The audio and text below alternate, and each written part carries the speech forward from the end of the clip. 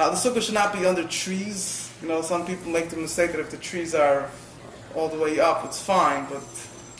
What about if you're putting in your building's courtyard, but there's a lot of shade because it's walled? It's not a problem. The Gemara clearly speaks about it. It's not a problem. If you have some people, I know, they live in, you know, countryside, so they have trees all the way up. So if I heard people say the trees are all the way up, but halachically doesn't seem to be any difference. Isn't the whole point to see the shade? The whole point is for shade. So right. Even though the shade, you could say technically that the sun still shines down. Right. The way it's mashma from the whole Shulchan Aruch is that as long as it's something further up, like the thing he mentioned, even if you have a sukkah, let's say very tall, next to a very tall building, where you can have shade from the building, it's still that sukkah is kosher. The way halachically I measure it is based on the sukkah itself, the point of the sukkah itself. Over there it's covered, even though technically I don't have shade. If I would sit on it, or vice versa. If I have shade already from the building, but it's not right on top of my sukkah, it would be okay. So it wouldn't depend so much whether the sun hits the area or not, but whether there's something directly over it or not. So that also pertains if you're in a building, for example, that has identical balconies. If there's a balcony directly above you, 100%. no good. 100%. Right. So that's why in certain neighborhoods they make the balconies in a way that they... Staggered. Yeah. Now, in Chabad, we try to make 4 complete walls. In the letter of the law, if you have 3 complete walls, it's fine. Technically, you could get away with less than 3, but it's very complicated. You have 3 complete walls, it's fine. In Chabad, if we make an extra 4 walls. We have gaps in the walls, but it depends how much gaps. The laws of Sukkah are one of the most complex halachas. They're very complex. Very complex. That's why it's best to have 3 complete walls for sure. Many Chabadists have 4 complete walls. Okay, a shlak. Am I saying the word right? It covers the sukkah when it rains. Tarp. So, technically, if you have one, you just have to make sure that it's open when you're putting on your schach. Sometimes it's very hard to put on the schach when it's closed, but if it's a bit higher up, you have to make sure that it's open when you put on your schach. Because if it's closed when you put on your schach, so then you're going to have to put on your schach once again. Because? Because the shlak is covering it. At the time you put on the schach wasn't doing any, wasn't able to serve any purpose. Why does that have to serve the purpose at that exact moment? Because the asiyah, the Torah says you have chag sukkah tasa. You have to make a sukkah. You have to make a edifice for shade. If there's something that is covering over it, that shade that I'm doing is absolutely worthless at the time. So it all depends on the time of my action. The action, I have to do an action. I can't just have automatic that after I open up the shlak, I have a sukkah now. Another thing that is best, it's not, it doesn't seem like an obligation, but you should have the shlak open beginning of Yom Tov. The time Yom Tov comes in, it should be open, even if nobody's sitting there at the time. Regarding the schach, basic thing is you have to have at least more shade than sunlight. Many Chabadis, we put a lot of schach. You can't have too much schach that rain can't come in, but you have to be able to see the stars. Now, Mini Chabad, we put a lot of schach, so it's usually not going to see the stars. So the Rebbe says just take a stick and poke a hole. You should be able to see the stars.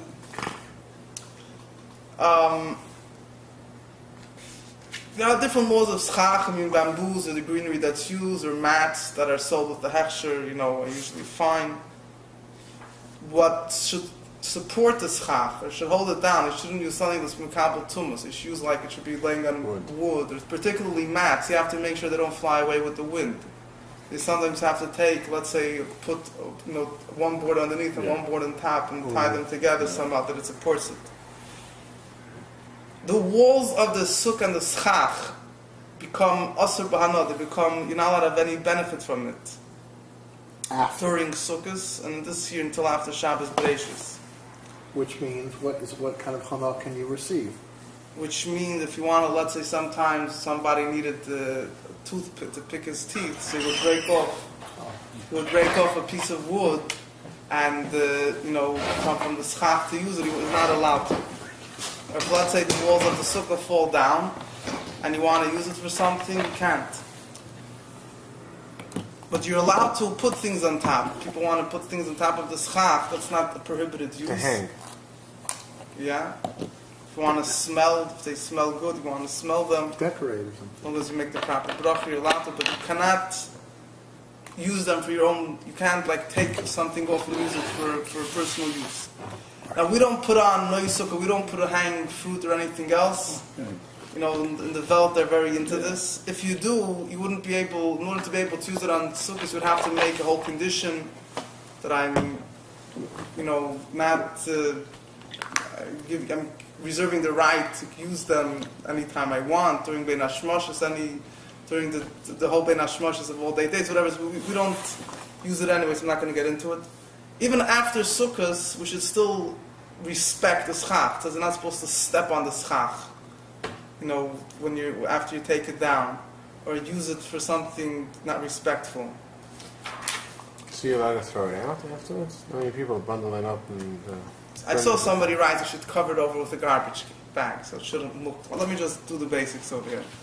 The lulav, there's many things to look for in a lulav, but the basic problem that you have on a lulav itself is if the top... If you look at a lulav, you'll see starting from the bottom, there's this green thing over here. The main deal. This is called the shedder. This is called the spine. It goes, as it keeps on going up, more and more branches branch out. Goes further up and up until over here, see, as it reaches this point, this is a pulsar lulav, so I'm just playing around with it. Yeah? Yeah, as it reaches this point, you see this is the final Point. See how it breaks into three? Yeah. Now, if you notice, this middle one is split open. You see, usually each sleeve is really two attached together. You notice on each sleeve, you can look at it. Each sleeve is really two. Right. Now, if you look at this one over here, the middle one is split. Yeah. Now, if most of it is split, it's no good. L'chatchila, we try that even a little bit of it shouldn't be split. Right. We're always looking. Our guys A are little looking at the bit. tips. Now, what do you mean most of it? Most of... 50%? I think it means the majority. In other words, from the leaf itself is over here. The leaf itself is this thing over here. This is already called a spine. So if most of this is split, then it's a problem. Most of this is split, it's a problem. If only a little bit is split, it's not a problem. However, l'chatchila, you try to get a lulav that it's not split at all. However, if one comes the first day of Sukkot and somebody sees that his lulav is a bit split, but it's still kosher, it's only a little bit split, and his friend has a lulav that's ganz fine, what the Rebbe said it's better to make a bracha on your own lulav. The first day, the thing is to have lochem, your own. So, Why is it a problem when the spine is split? What the problem does the Shulchan Aruch have with that? Why does it become invalid if the spine is split? because it says ulakachtam, that when you take the lulav has to be a complete thing. It says you should take, ulakachtam means you should take it, but the word ulakachtam could also be split up into two. Ulakach tam means tamim, complete. The lulav has to be complete. The completion of the lulav, the main top leaf, which is the first thing that, the one that hits your eyesight the first, that has to be complete. Yeah, isn't it creates hadar is the first thing? Huh? Creates hadar. Fine, so lakicha tama, the din of lakicha tama applies After to... by lulav, or I don't think only by a lulav, I think it applies to other things as well. This psul problem in the lulav, that the lulav is invalid if the middle top leaf, in other words, the leaf that sticks out all the way to the top is split, is only a problem on the first 2 days of Sukkot. But during Chol HaMoyed, if the top leaf is split, even if it's split to majority of the leaf, it will still be okay. Although many other problems that are by lulav and esrog are not kosher even during Chol HaMoed, but this particular problem of the top leaf being split would be kosher during Chol HaMoed Sukkos.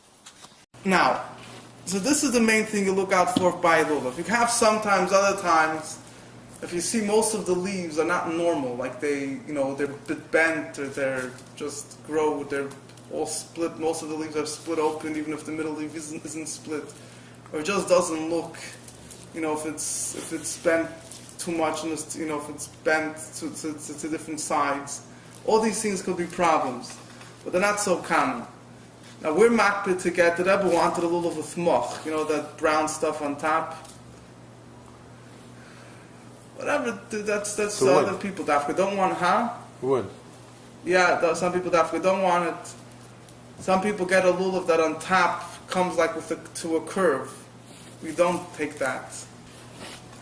Hadassim and Aravis are usually more simple, just make sure Aravis, you have to have, there's things that you're looking for in the shear. There's a certain amount, a minimal amount of a lulav, minimal amount of Hadassim and Aravis. The minimal amount of Hadassim and Aravis are 24 centimeters, that's the shear. If you go to Hadassim sellers, you'll see different labels. It says Meshulish Kishir Chazanish, or Meshulish Ruboy Kishir Rab Chaim No, Meshulish Kulei Kishir Rab Chaim No. What basically means, if you look at Hadassim, the Hadassim are supposed to be that the three leaves coming out, on the side are all equal, are all like in one ring. Hadassim have three leaves, as it comes up. You want it they should all be even. Now most Hadassim, they're not even all the way at the bottom. At the bottom it's all zigzagging. So when it comes further up, they start being even. Now, you want, the bottom you're always gonna, I don't think you're gonna find too many Hadassim that are fully Meshulish, that are all the way down, that they're fully, what we call Meshulish means that they're triple, they're fully, all three leaves are fully even all the way till the bottom. But you have on top, they're usually okay. But you have the different Hadassim. Certain Hadassim, they're for a bigger amount of space, they're Meshulish. Other Hadassim, it's a smaller amount of space. So as long as you have a majority of 3 tfachim, a majority of 24 centimeters from the top, that it's Meshulish, that all the rings, in other words, the majority of 24 centimeters, the rings are Meshulish, the rings are, these 3 leaves are exactly all on a circular. Circular, so then it's fine. You have Hadassim, if you want to be more mahadir, you could get, you should try to get one lechatchila that's fully, that all 3 tfachim have Meshulish. I mean, we go to Reb Chaim Noah, which is 24 centimeters. Chazanish has 30 centimeters. There's more. So if you get Chazanish, you're covered. Yeah, I would always tell you to check for yourself, because I don't think they sit and check every single Hadassim that they put into the bag. You should try to get Hadassim that all 3 tfachim are Meshulish. Sukkos is for you're using the lulav basically for like 6 days or so, 5 or 6 days, and of those days, it gets like the aravis get wilted and it gets brown and things like that. Is it, if there's enough still on there, do you need to change them, or it's? Well, there's 2 things here. Aravis, after a certain point. Hadassim too, also. Yeah, Hadassim could happen. It's not so common. Aravis, if most of the leaves are off, you have to change it. What does it mean most? Because most of 3 tfachim. In other words, you take the top 3 tfachim. If most of the leaves are off. But most Aravis aren't 3 tfachim. They're much more than 3 tfachim. Are they? Take a ruler. A regular ruler you'll get is 12 inches, which is 30 centimeters, yeah? Yeah. Take a regular ruler, you have much, and put it by Aravis. The Aravis is much taller than a ruler. Right. Not so much, but it's a regular ruler is 30 centimeters. The shear, according to the Chazanish, you'll need for Hadassim and Aravis. Interesting. So, as long as you have 24, it's fine. 24 centimeters, you go with Reb Chaim Noah, it's fine. I used to live by a house that had a robles plant that was growing there. Called the Wandering Jew. And there's a Rav who lived on our street, and they said, don't take from that plant, but you should take from the ones that grow by the water. Arvi You Nachal. don't have to. That's what this. That's what I. What did you hear, Rabbi? Rabbi? You don't have to take from what's by the water. Anyway, it's called Arvi Nachal because most of them grow by the water. Anyway, now And Ziegler. Also like some of them have tiny zigulach. It's also fine. What's In that? other words, that of some you of see how them. they're jagged. Okay. They're jagged on the edges. We try to have them smooth, right? Uh huh. Yeah, there's certain aravas that are mamish smooth. There's one that have mamish tiny zigulach that are. You don't see. They'll sell. I mean, most of the aravas they sell are usually okay. Now the aravas. The Rebbe B'chal writes you should try to get aravas that no leaves fell off. Why? For a very simple reason, because aravas is one of the things that was easy to get. In Europe, they maybe got an esrog for the whole city. A lulav, some of them had to keep from year to year. Wow. they weren't able to import. Hadassah maybe they got, but aravas, that's why aravas is called the wandering Jew. It could grow anywhere, whichever way you plant it grows. So aravas you can get easily. So you should try to get when you get one that's complete. You're shleimah. So the truth is, once the leaves start falling off, it's not going to take long before the rest fall off. So it's once you see they're already coming off, it's best to check. I mean, you don't have to, as long as you have a majority of 3 tefachim of the leaves within the first 24 centimeters that are there. But it's once they start coming off, you know that by tomorrow it's probably going to be worse and so on. It also depends how you keep them fresh. If you put them in water has a tendency of making them fall off. Keeps it fresh, but it keeps the leaves fall off in the water. The simplest thing to do, I know my brother does, is he takes the adasman out of his bag. Not the lulav bag, but the smaller adasman out of his bag, which is very tight. And he puts it on his lulav. It usually keeps it fresh because it's tight plastic around. Some people put a towel. I found the same problem with the towel. You put a damn towel around it, Makes takes it all the moldy. leaves with it. Yeah. It's worse. I've used for the last 20 years, but full foil. Only foil. Full foil, nothing Well, else, yeah. and I can have the same rubber that I'm tying on. Yeah. Or you don't Yeah. change them. You don't change them. Most times I can keep them Interesting. Yeah, just plain silver. plain silver. That's very Be interesting. careful, you don't do it too tight, because also whatever you tight, you can Put a paper towel on the side? Nothing? Nothing. I gotta Not try even that. moist. I have Good one of advice. these bags. I have one of these lulav bags. It's like a traveling bag. It's Right. a really solid piece. Last year I didn't put anything on it. It lasted pretty good. It's like airtight. And If you keep it airtight, that's probably the smartest thing to do. Which doesn't make sense, but I guess it works. Now, if they start becoming, it says that at office, even if they dry up, if they come, first of all, if they already start getting disconnected, it's a problem. Even if they're not yet fully off. But another thing, it says by at office, it says that if it dried up, it's no good, but if it's not fully to that level of dried up, it's fine. And what do you mean if it's dried up? If it turns white. Now, the aravas that we buy here, if you keep them until Pesach, usually you do, then you'll see them turning white. And usually they turn black and they can remain like that for weeks. If you'll keep them during the winter, though we keep them usually near the steam, whatever it is, eventually you'll see how they turn white. So, so I'm not sure exactly what that means, but a few years ago they imported here at Avos from Yerushalayim. There's long leaves. I don't know if you guys remember. There's long leaves from the place that they used to take it in times for the base Hamikdash from Moitzos. Yeah. Now those aravas, you see after a few days when they dry up, they turn white. They're not the same. We have so much greener and aravas here. They don't turn white right away. Those aravas after a few days, you can partially see when they dried up. the black isn't market? Huh? So when the lashon is mishahil binu pnei, when they become white. That's what it says in Shulchan Aruch. Can't change what it says in Shulchan Aruch. Yeah. But to me, I just am thinking that the Shulchan Aruch, in other words, when the halacha was mentioned, it could be the aravas that were in those days that were handy were those types of aravas that when they dried up, they turned white. Our aravas, they turn black. It takes, who knows how long, they really need to get bad to turn white. But at any rate, it's definitely, so that's so, listen, it says they turn white, that's what it says. I don't know, I don't know if we can change what it said. But it's definitely best, b'chlal, hidur mitzvahs, brought in Sefer and Hagim, that we change that das mitzvah. If it's perfect. If it's perfect, there's no point. L'chayra. And if you change it, you have to do the rings again.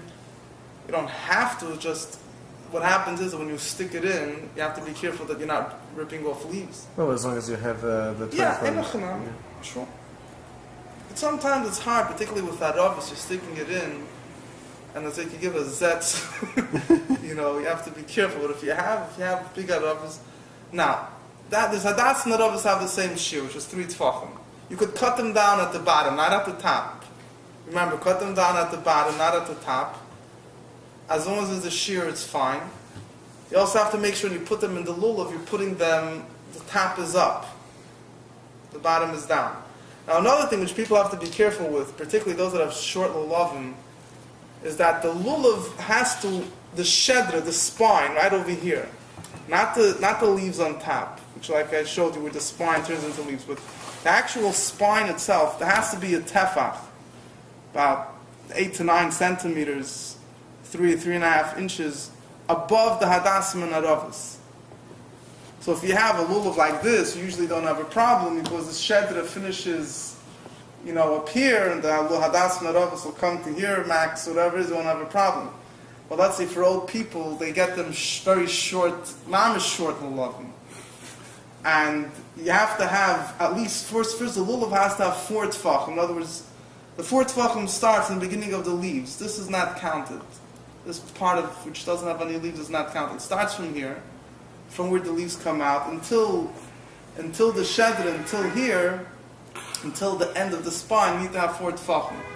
The hadasim and haravas, so if you have getting very short lulavim, so the hadasim and haravas can't be higher than 3 tefachim. If you're making a mamish exact, you have to measure it out. You have at least a tefach, 8 centimeters or so, a little bit more, above the hadasim and haravas.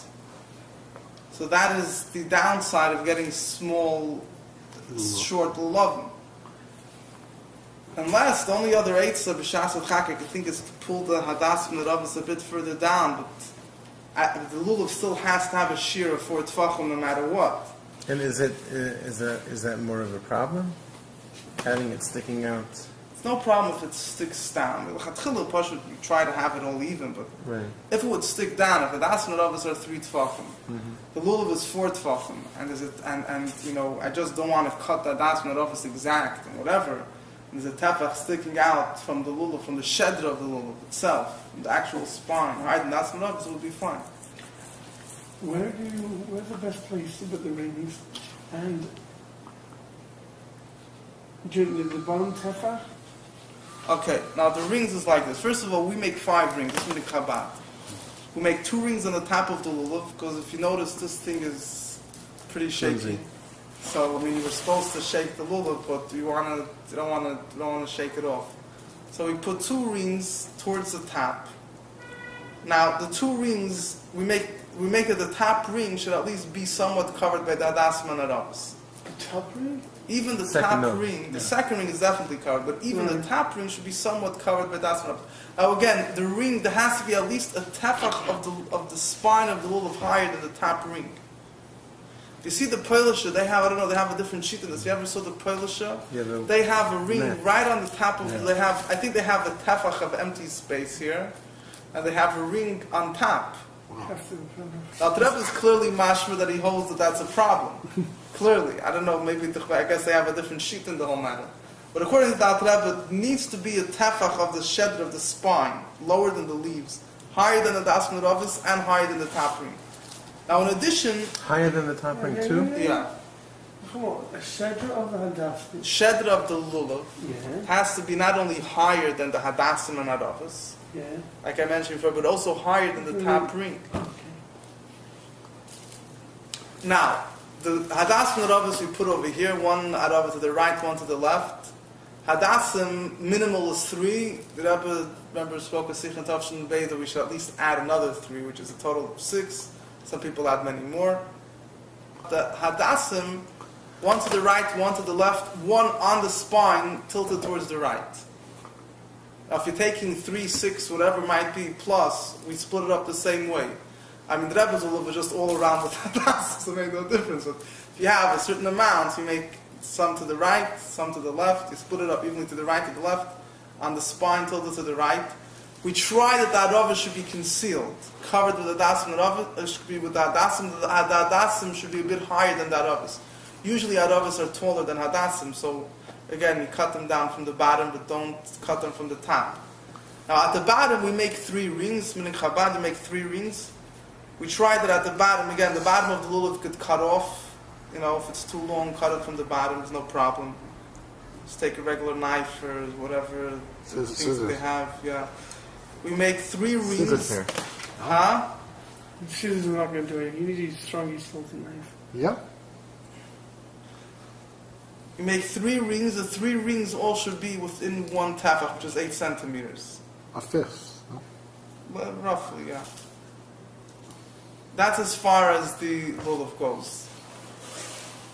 Now, those that are mahader do it themselves in the sukkah Erev Yom Tov. If you didn't do it on Erev Yom Tov, you could make your lulav on Yom Tov. The only question, making the rings, you wouldn't be allowed to make the rings on Yom Tov. Right. Sticking the thing through the rings, I had an argument with my brother about it last year. I'm not so sure you're allowed to stick it. In other words, once you already have a ready-made ring, you just want to, put the das and others and stick the thing through. If it's just sticking it through once, it's not a problem. If you go over. But if you're going to really tighten it, I would think it's a problem. Well, you could always do is you could just take, like what it says in Shulchan Aruch, you just take some, you take the thing, just stick the edge, wrap it around and stick the edge through. So you could make your lulav on Yom Tov if worse comes to worse. You're in a rush, but you can't break off a branch from the lulav to make a ring on Yom Tov. You can't also. You can do that on regular? Huh? Before Yom Tov, you could. Yeah, that's what everybody does. I bought them. Huh? I buy mine too. Yeah. You can't make it into a ring. There's a certain way to how to make a ring. You can't do that on Yom Tov either. If you have ready-made rings, maybe you could just stick it through once. It's not going to be so tight. But you could anyway. If you have things, these things that are off the lulav, you could just wrap it around and stick it through. You wouldn't be able to cut off the edges, though. Just keep that in mind, also. Yeah. Where would you make the rings in the bottom tefach, or does it? I don't make it From the mamish bottom. in the bottom because it just comes up weird sometimes. You make it a bit close to the bottom. Not the Rebbe didn't have it at the bottom. It was a bit higher up. But And where should you hold the lulav? When you hold the lulav, you hold it from the bottom part, even if the rings are up here, or you cover you don't have to. Yeah, you don't have to hold it by the bottom part. You don't have to hold it by the rings. Because You when could. hold- I don't know if there's a deal. It makes it when you're holding the lulav, you're holding the lulav and the adas and whatever's together. Right. No matter. Doesn't it make a difference where you hold it? If you I don't hold it up think it here makes- as well. The whole point of the rings is just to tie it. It's not a mitzvah. Me'ikar hadin. If I didn't tie them together, I'm also. So it's not the yotze. pelishes. The pelishes have that. They have net. keshalach. Yeah, they have a whole different Especially thing. for most season, everyone says all that. Yeah. That's Not right. every single. basket, yeah. No, I've never seen anybody. Yeah, If you hold the lulav with a dasim and the rovas like this, they're not tied. You also yotze the mitzvah. You know that. So it's not we do it. It's like keli van veyu. You want to beautify a mitzvah, you do it. So I don't know if you have to. I mean, it's usually maybe easier to hold it by the rings. If you're going to hold it, get more of a grip. I don't know. At any rate, now when you make the bracha lulav and the esrig, remember the esrig also has to be face up. Everything has to be face up. So other people, they hold the esrig upside down when they make the bracha whole thing. Really? Why? Because if they're going to hold it facing up, they'll already fulfill the mitzvah.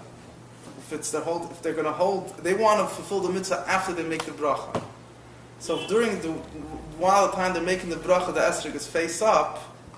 If the esrog is face up, so then technically they already fulfilled the mitzvah. So they hold it upside down during the bracha, and then after the bracha they put it up and shake it. But I understand. But we hold it. We take it after the bracha, and the first day we make shechianu.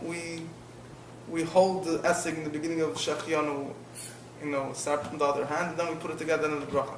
A lefty like me holds lulav in his left hand, and esig in his right. If you're a regular righty, you hold it in your right hand. There's one more thing I'll throw in. Particularly for the first and second day Yom Tov, you should not buy any hadassim radavas or anything from kids. Really? The Why? rings you could buy makes a difference. Why? Because the first, second day, the lulav needs to be yours. Halachically, if you're buying something from a minor, he doesn't have the capacity halachically to transfer ownership. Oh, interesting. So even though you're paying him full cash, That's so interesting. so very it's not really. The same thing is when you have kids, they're making a bracha with. So on the first day, the way people do it, either they buy them their own set, but if they're making the bracha, first of all, you should do it after you made your own bracha anyway. But for the second day Yom Tov, you want it should be yours. If you're going to give it to them, so it could be a question they acquire it and they can't give it back to you. So, my father did this with me. A lot of people, you hold the lulav and the esrog with them.